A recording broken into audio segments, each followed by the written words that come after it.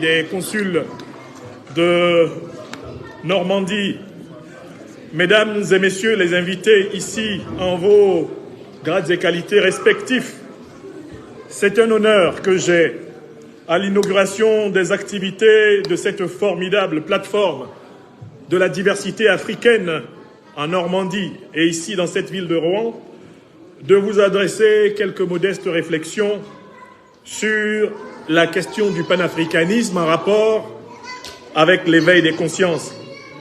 Je voudrais saluer toutes les mains qui ont contribué à la réussite de cet événement qui est en fait à notre service, chacune et chacun d'entre nous, vivant ici ou ailleurs et qui avons à cœur de faire vivre et vibrer la belle civilisation africaine sur tous les continents et donner aux Africains de tous les continents toute la place qu'ils méritent dans la grande famille humaine. Quand mon frère et ami, Seydou Keïta, que j'appelle souvent le traqueur de compétences, m'a coincé par des méthodes qui lui sont propres pour m'imposer de réserver ce samedi 15 juin après-midi pour échanger avec vous, je me suis empressé d'accepter parce que la suggestion qu'il me faisait, c'était de faire devant vous ce que je fais souvent. C'est-à-dire de m'adonner à cette activité qui, depuis mes 21 ans, fait partie de mes obligations terrestres. Contribuer à faire comprendre d'où nous venons, qui nous sommes et où nous allons au plus grand nombre d'entre nous, afin que nos existences, celles de nos descendants, soient des existences pleinement sensées, pleinement humaines. Quand il faut parler du panafricanisme comme étant un socle d'éveil des consciences, je pense qu'il faut commencer par un peu d'étymologie. Alors, j'ai ce réflexe par ma formation de philosophe de se méfier d'utiliser des mots dont on n'a pas avoué les définitions. Même si chaque définition est quelque part une trahison, il vaut mieux avouer ces définitions pour pouvoir s'assurer qu'on réduit le plus amplement possible les malentendus à propos de ce qu'on dit. Car quand on dit, il y a toujours du non-dit, de l'inédit, du dédit, du prédit. Il y a même parfois du médit dans ce qu'on dit. Les définitions ont donc la vertu d'anticiper et d'aplanir les incompréhensions. De telle façon que même s'il y avait des désaccords, tout le monde sache sur quoi porte le désaccord. Qu'est-ce que le panafricanisme? C'est un mot, en fait, qui est composé de deux mots à l'origine. Il y a le mot pan, qu'on retrouve dans le grec et dans le latin, et qui signifie le tout, le monde, le cosmos, l'univers. Et il y a le mot africanisme, qui lui-même vient du mot Afrique, du mot latin affaire, affaire qui signifie noir. Dans la langue latine, ce mot qu'on retrouve dans l'arabe ifriqiya, qui renvoie toujours à la couleur noire, et qui désigne globalement les populations que l'on trouve fortement concentrées actuellement au sud du Sahara, mais également bientôt représentées de manière presque comparable sur tous les continents sous la forme de leur diaspora, les populations noires. Donc, qu'est-ce que c'est que le panafricanisme? C'est un courant d'idées ayant pour but de défendre, de réhabiliter, d'intégrer, de faire respecter l'humanité africaine sur tous les continents du monde. Je recommence ma définition. Panafricanisme. Courant de pensée ayant pour objectif de faire respecter, reconnaître, de faire se réaliser, s'accomplir l'humanité des Africains sur tous les continents. Pas seulement sur le continent africain, mais sur tous les autres continents où cette humanité est représentée sous la forme anthropo-biologique, sous la forme culturelle, sous la forme économique, sous la forme spirituelle, sous la forme esthétique. Il s'agit de rendre l'Afrique à l'humanité et de rendre l'humanité aux Africains. Quand on parle de l'éveil des consciences. Ce mot « éveil » a pour moi un sens particulier qu'il ne faut pas confondre avec le mot « réveil » ni avec le mot « sommeil ». Lorsque nous commençons à vivre, on peut dire que nous sommes quelque part en sommeil parce que nous sommes encore dans l'enfance de la vie de l'esprit. Nous ne savons même pas encore que nous existons lorsque nous sommes déjà nés. Et il va falloir que la société, la famille, les maîtres, les imams, les rabbins, il va falloir que les prêtres, les pasteurs, les guides associatifs, les enseignants nous aident à prendre conscience de qui nous sommes pour que nous accédions progressivement à la connaissance de nous-mêmes, à ce qu'on peut appeler un certain réveil. Je suis réveillé quand je sais que j'existe. Mais comme l'a souligné un grand philosophe allemand, la conscience de soi n'entraîne pas nécessairement la connaissance de soi. Il ne suffit pas d'être réveillé pour se connaître véritablement. Quand on est dans le sommeil, bien sûr qu'on n'est pas conscient la plupart du temps, et par conséquent, on se connaît difficilement quand on n'est pas au courant qu'on est. Mais quand on est réveillé, on ne se connaît pas encore. On sait seulement qu'on existe, mais on ne sait pas exactement qui on est, nous qui existons. Qu'est-ce que c'est donc que l'éveil? L'éveil, c'est le passage de la conscience de soi, je sais que j'existe, à la connaissance de soi, je sais qui je suis, moi qui existe.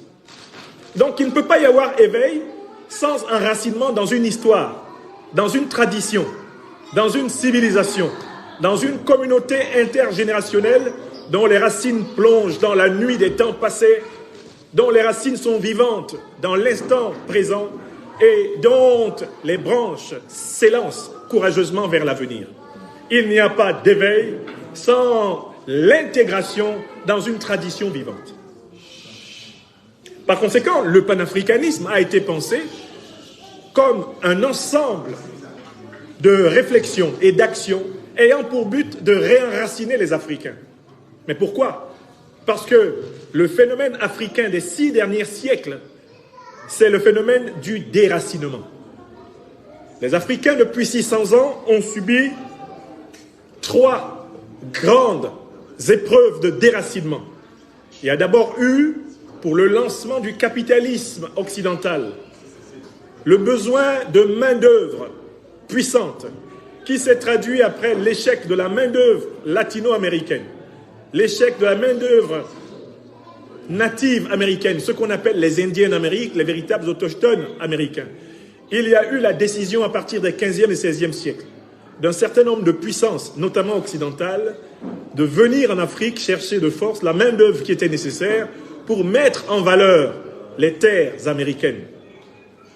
Et il fallait trouver un critère pour constituer cette main-d'œuvre. Le critère arbitraire qui fut trouvé fut la couleur de la peau.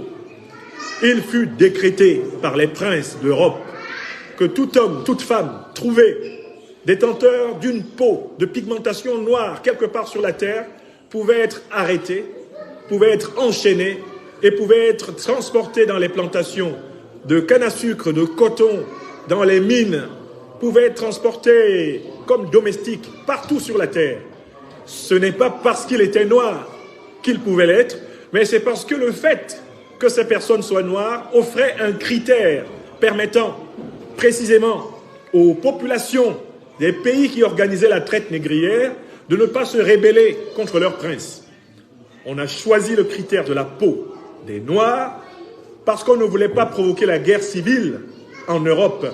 Si on avait décidé d'esclavagiser le premier homme qu'on rencontre, on aurait provoqué des guerres civiles en France, au Portugal, en Espagne, parce que les gens qui vivent dans les faubourgs d'Europe à cette époque-là et qui n'étaient pas plus riches que les Africains, eh bien ces gens-là se seraient révoltés et il aurait été impossible de trouver la main-d'œuvre. Donc, les puissances occidentales, mais également moyen-orientales, se coalisent pour décider qu'on va choisir le critère de la couleur de peau parce que c'est un critère discriminant et qui paraît évident parce qu'il saute aux yeux.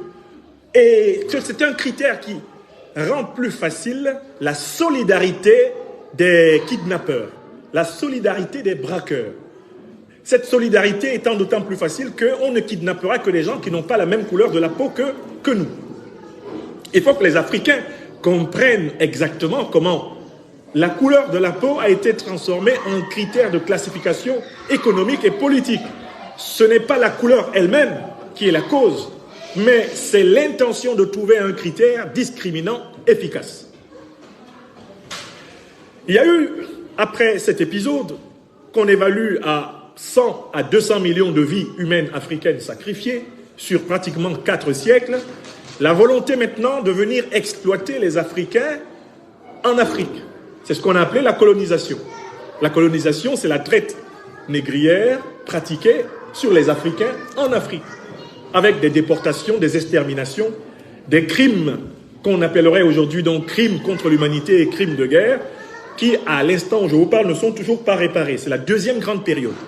Il y a une troisième grande période qui commence lorsque les Africains s'unissent dans des partis politiques, dans des mouvements de libération, trouvent des alliances dans le monde au sens large, c'est-à-dire en Asie, en Europe et en Amérique latine, même parfois en Amérique du Nord, pour construire des luttes et se libérer du joug colonial. C'est la troisième grande période, la période de la lutte anticoloniale, qui nous conduit pratiquement jusqu'aux années 60, pour certains pays jusqu'en 1975. Les pays d'Afrique lusophone étaient encore des colonies à la fin des années 70. Cette lutte-là va mener donc à la naissance de ce qu'on appelle l'Afrique à 54 États indépendants. Mais cette période qui commence en 1960, celle de l'Afrique post-coloniale, s'accompagne de la naissance d'un autre phénomène qui fait subir aux Africains la double peine.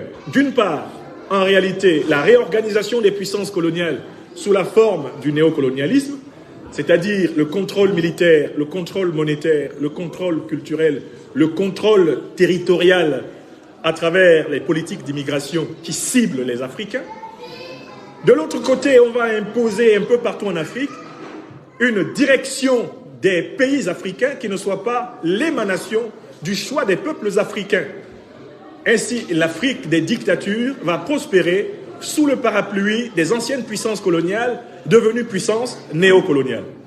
Alors, qu'est-ce que c'est que le panafricanisme au regard de cette histoire? Mais le panafricanisme, c'est l'ensemble des opérations par lesquelles des Africains ont essayé de lutter et parfois réussi à vaincre contre le racisme négrier.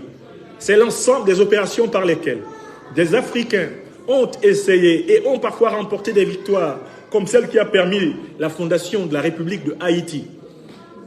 Eh bien, contre le colonialisme et le racisme, c'est l'ensemble des opérations par lesquelles les Africains vont mener les luttes de décolonisation et obtenir ça et là, du mieux qu'ils peuvent, des indépendances relativement importantes, les unes par rapport aux autres. C'est l'ensemble des opérations par lesquelles les Africains aujourd'hui se réorganisent pour devenir les souverains de leur continent. Opérations qui ont donné naissance, entre autres, en dernière date, à la naissance de l'Alliance des États du Sahel, dont la trilogie est connue.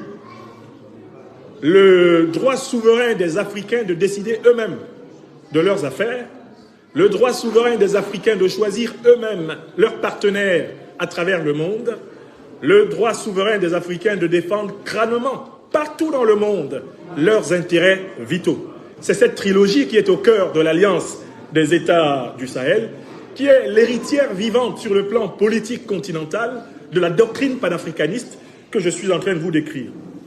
Maintenant, on ne peut pas parler de panafricanisme sans évoquer les questions proprement idéologiques. Qu'est-ce que c'est que l'idéologie? Une idéologie, c'est une conception qui est élaborée par un groupe pour défendre ses intérêts contre d'autres groupes concurrents. Le panafricanisme est une idéologie, c'est-à-dire un outil de lutte et de défense des intérêts de ceux qui se reconnaissent dans cette lutte de dignité, de souveraineté et d'humanité planétaire. Alors, en quoi consiste donc l'idéologie panafricaniste? Bon, l'idéologie panafricaniste, à mon avis, elle se centre autour de 4 grands axes. Le premier axe, c'est que les panafricanistes invitent les Africains à se réconcilier avec la connaissance de leur propre histoire. C'est ce que j'appelle l'axe scientifique. L'Africain doit connaître l'histoire de l'Afrique. Et si on étudie sérieusement l'histoire de l'Afrique, on va se rendre compte que Homo sapiens sapiens, qui constitue l'humanité et qui peuple toutes les planètes actuelles, est originaire du continent africain. C'est quelque chose qui a une conséquence politique qui n'a pas été suffisamment soulignée jusqu'ici. Si le premier homme est africain, si le premier sapiens sapiens est africain, cela veut dire que tous les continents ont été peuplés à partir de l'Afrique. Cela veut dire que s'il y a une population sur la Terre qui est franchement légitime sur tous les continents, c'est la première population de tous les continents. Et s'il y a une première population de tous les continents, c'est la population africaine. Ce fait est aujourd'hui établi par une science qui s'appelle la génétique des populations. Il faut que les jeunes Africains qui naissent sur tous les continents sachent que les premières populations de toute la planète sont des populations noires venues d'Afrique. Il faut qu'on explique à toutes les générations, quelles que soient les couleurs, que la peau blanche que vous voyez est une mutation génétique d'anciens Africains. Il faut qu'on l'explique scientifiquement, de l'école primaire à l'université. Les premières populations du continent africain, du continent européen, du continent asiatique, du continent américain, ce sont les populations africaines. Nos frères en humanité, les Blancs d'Europe ou d'Amérique du Nord ou d'Asie, que vous voyez, sont des descendants d'anciens Africains qui ont connu des mutations génétiques caractérisées par la perte d'un pigment que l'on trouve dans la peau des Africains, la mélanine. Et on sait que la mélanine a été perdue parce que ces populations étaient pendant très longtemps exposées à un climat très froid et que sur plusieurs centaines de milliers d'années, ce pigment s'est progressivement déprogrammé dans leurs gènes. Le processus est scientifiquement expliqué. Si on sait donc que les Africains étaient en Amérique avant Christophe Colomb, si on sait donc que les Africains étaient en Amérique du Sud avant qui que ce soit dans ce monde, que les Africains étaient en Asie et qu'on les retrouve jusqu'au Japon dans les populations Ainus, qu'on les retrouve parmi les ancêtres des Chinois, qu'on les retrouve aborigènes en Australie, qu'ils étaient en Amérique du Nord où ils ont laissé des monuments avant même que les populations dites indiennes actuelles prospèrent.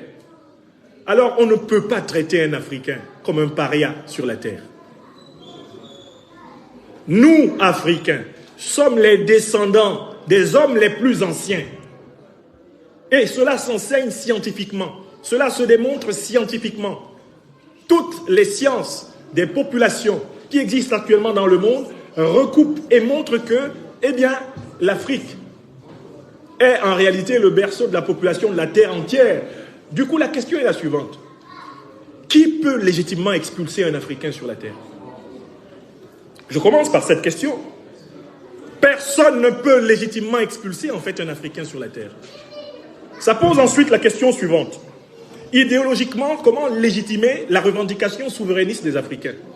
Puisque si toute l'humanité est anciennement africaine, est-ce que les Blancs d'Europe, est-ce que les jaunes, est-ce que les métis d'Asie, d'Amérique du Nord et d'Amérique du Sud ne pourraient pas revendiquer l'Afrique justement comme étant la terre de leurs ancêtres et légitimer par là leur volonté d'hégémonie au XXIe siècle, au XXe siècle que nous la voyons encore? C'est un problème théorique important. La réponse est très simple. Dans la tradition africaine, la terre n'appartient pas aux hommes. L'Occident a créé et légitimé le principe de la propriété privée de la terre. Ce principe n'est pas un principe du droit traditionnel africain. La terre n'est pas une propriété privée dans la tradition africaine. La terre est une création divine. L'homme en est simplement un usufruitier. Et la civilisation dans la tradition africaine, c'est l'organisation du passage de l'homme de la forme animale à la forme divine.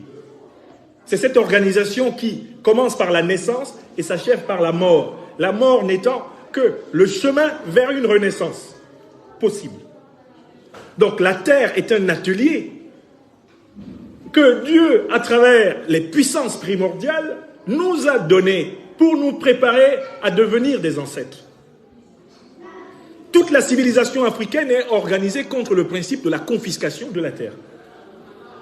Or, à travers les mutations de l'histoire, l'Occident va imposer le principe de la propriété privée. C'est lui qui, comme dit Rousseau, va tracer en disant « ceci est à moi ». C'est lui qui va imposer les principes du droit international actuel. Tout le droit international actuel est organisé à l'origine sur le principe de la propriété privée. À partir du moment où vous posez le principe de la propriété privée, on va figer chacun sur ses positions. Les Africains sont massivement présents sur le continent africain, c'est leur continent. Les leucodermes sont massivement présents sur le continent européen, c'est leur continent. Les rouges américains, qu'on appelle les Indiens d'Amérique, sont massivement présents sur le continent nord-américain, c'est leur continent. Les jaunes sont massivement présents, eh bien, en Asie et en extrême Asie, c'est leur continent. Vous voyez comment le monde s'est figé. Si la philosophie africaine de la Terre avait continué à inspirer les institutions internationales, les hommes pourraient circuler d'un bout à l'autre de la planète sans être considérés comme des étrangers. C'est parce qu'on a nié le principe que nous sommes tous des citoyens de la même planète, que nous sommes entrés dans les rivalités de puissance et que nous sommes en train de tenter aujourd'hui par l'équilibre de la terreur et des puissances de recouvrer des droits. Donc le panafricanisme, c'est l'idée que le monde étant devenu un rapport de force entre les puissances, les Africains doivent se reconstituer comme puissance pour imposer leur respectabilité, leur égalité et leur fraternité. Les panafricanistes sont des Africains en Amérique du Nord, en Europe, au XVIIIe, XIXe siècle, puis progressivement dans le continent, qui prennent conscience du fait qu'il va falloir lutter pour être respectés.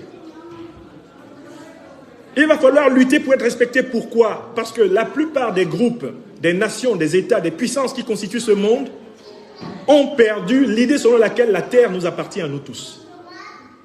Puisque cette idée n'est plus le référentiel moral des grandes puissances planétaires, les Africains vont prendre conscience de l'obligation de s'organiser comme tels et de lutter pour préserver le havre de la transmission de la vie à leurs enfants. Donc le panafricanisme, à l'origine, est ancré dans un humanisme universel. Les panafricanistes ne peuvent pas être des racistes, car toutes les races dérivent de l'homme africain. Nous ne pouvons pas cracher sur nos propres enfants. Au sens de la phylogénèse, l'Afrique est la mère de l'humanité. Les Africains ne peuvent pas être racistes. Ce n'est pas possible, car tous les hommes qu'il y a sur la terre sont des descendants d'Africains. Les Africains initiés et instruits le savent. Mais les Africains sont obligés d'être réalistes. Le panafricanisme, c'est la prise de conscience du fait que les autres ne sont pas aussi gentils que nous souhaiterions qu'ils le soient et que par conséquent nous devons nous imposer en construisant des rapports de force qui nous protègent contre le rapt négrier, le rapt colonial, le rapt néocolonial et la brutalité dictatoriale. Donc, idéologiquement, il y a au moins, on va dire, deux formes de panafricanisme. Il y a un panafricanisme qui part du principe que la situation peut évoluer par des arrangements progressifs et des négociations avec les puissances de ce monde. Ça a inspiré le courant des grands collaborateurs et même des collaborationnistes avec les puissances du bloc occidental et oriental. Et cela va constituer le point de division de l'unité africaine. Faut-il attendre que la France, la Grande-Bretagne, l'Amérique, faut-il attendre que la Chine, la Russie, le Portugal, l'Espagne veuillent nous considérer comme leurs égaux pour pouvoir enfin traiter d'égal à égal avec ces puissances? Ou faut-il se battre pour leur imposer de nous considérer comme tels? La première école, celle qui dit nous devons négocier, nous devons échanger, nous devons discuter, nous devons patienter, nous devons évoluer progressivement sous l'ombre de cette puissance, c'est l'école collaborationniste. Et elle est en réalité une école de continuité du néocolonialisme, du colonialisme et du racisme que nous avons souligné. La deuxième école, c'est l'école de la dignité radicale, l'école révolutionnaire. Le panafricanisme révolutionnaire pose que les Africains, partout où ils sont dans le monde, doivent s'organiser en association, en parti, en mouvement, en entreprise, en groupement culturel, en lobbying, pour produire la souveraineté du continent africain et arracher, partout où les Africains sont piétinés, leurs droits leur respectabilité devant les puissances. J'appartiens pour ma part à cette deuxième tradition, la tradition du panafricanisme révolutionnaire, celle qui a été soulignée ici à travers les figures justement du docteur Francis Kofi Kwame Nkrumah, de Patrice Lumumba, de Thomas Sankara, de Barthélemy Boganda, de Ruben Oumniobé, dans la même lancée de Ahmed Sékou Touré, celui qui dit non justement à la suggestion, à la soumission de la Guinée, la tradition de Modibo Keïta, la tradition de Mamadou Dia, la tradition incarnée par Haïlé Sélassié, la tradition incarnée par tous les résistants de notre continent. Maintenant, en conclusion de ce mot d'introduction qui a pour but vraiment de provoquer le débat, quels sont les défis contemporains du panafricanisme? Quels sont nos défis? Alors, le premier défi, c'est de construire des organisations de défense sur le continent africain. Nous savons très bien que toute la barbarie négrière, coloniale et néocoloniale a été possible contre nous parce que les assaillants, j'entends par là les puissances négrières coloniales et néocoloniales, ont trouvé l'Afrique en situation de régression sur le plan de la technologie de sécurité et de défense. Vous allez observer que tous les gouvernements, tous les pays qui sont engagés dans le processus panafricaniste révolutionnaire ont énormément investi dans la défense, dans la sécurité, ont énormément investi dans la réforme des armées. Ça, c'est le premier point. Le panafricanisme aujourd'hui, c'est aussi la lutte pour la souveraineté économique du continent. Cette souveraineté économique doit se traduire par la maîtrise des instruments de souveraineté. Et la monnaie est un instrument de souveraineté indiscutable. D'où, pour tous les panafricanistes révolutionnaires, l'abolition nécessaire, la suppression nécessaire du franc CFA, monnaie des colonies françaises d'Afrique. Il y a un troisième axe. C'est un axe ayant pour but de rapatrier, de reconstituer, de développer la recherche technologique et scientifique en Afrique, par les Africains, pour le développement africain. Donc, l'endogénéisation de la technique, de la science, l'endogénéisation de la connaissance de pointe. Enfin, il y a un quatrième axe qui est extrêmement important, la construction d'un réseau d'alliances qui ne soit plus le réseau néocolonial, le réseau impérialiste, mais un réseau d'alliances qu'on appelle aujourd'hui les alliances du monde multipolaire, un réseau ayant pour but de créer un équilibre des puissances dans lequel l'Afrique, sur le continent et dans les diasporas, sera en capacité d'être respectée. Il y a 3 populations cibles de l'idéologie panafricaniste aujourd'hui. La première de ces populations, c'est la population des jeunes. Il y a urgence dans une réforme de l'éducation des Africains sur tous les continents. Il y a urgence pour créer des canaux permettant aux Africains d'avoir une conscience de la tradition africaine et de ses valeurs civilisationnelles. Il y a urgence aussi de s'adresser à la population des femmes. Dans la tradition africaine, ce sont des femmes pleinement réalisées qui, en complémentarité avec des hommes, accomplissent la puissance de la communauté.